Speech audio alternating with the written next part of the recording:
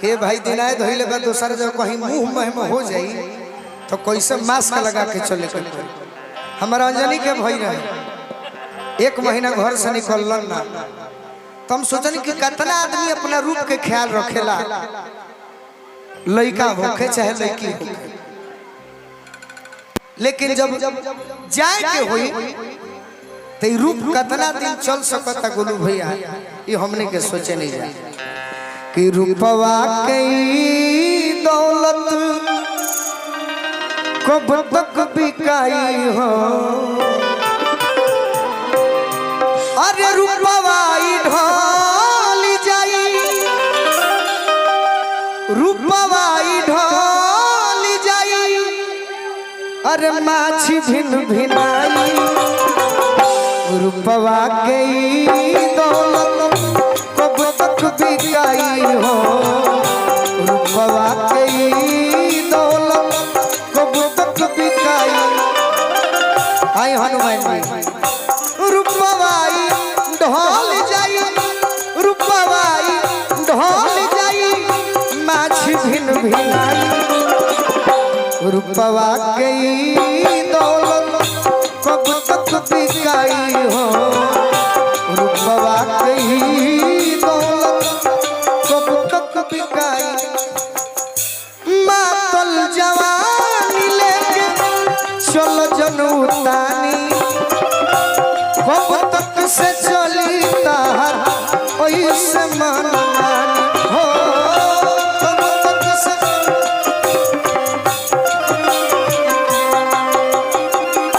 मातल जवानी लेके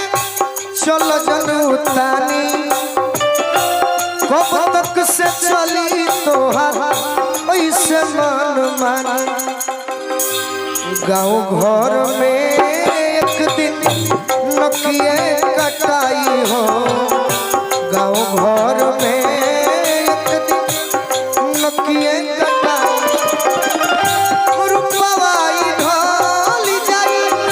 रूपवा ढल जाई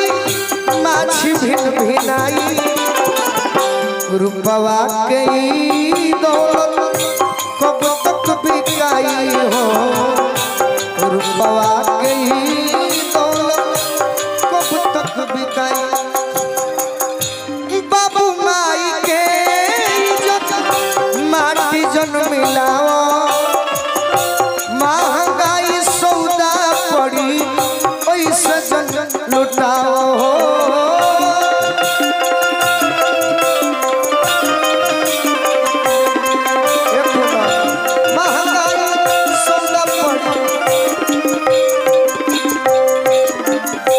राखो बचा के खाती यही में भलाई हो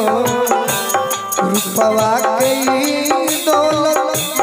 कब तक बिकाई हरि जी के देल चुनरी दाग जन लागे कैसे खाड़ होई पूजा के हरि जी के आगे है आज वो समय बात मानना तो गोरी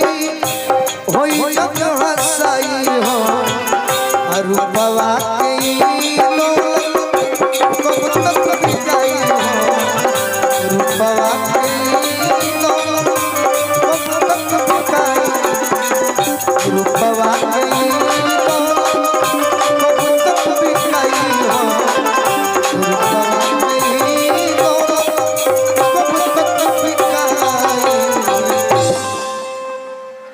सोनू भैया आज डबल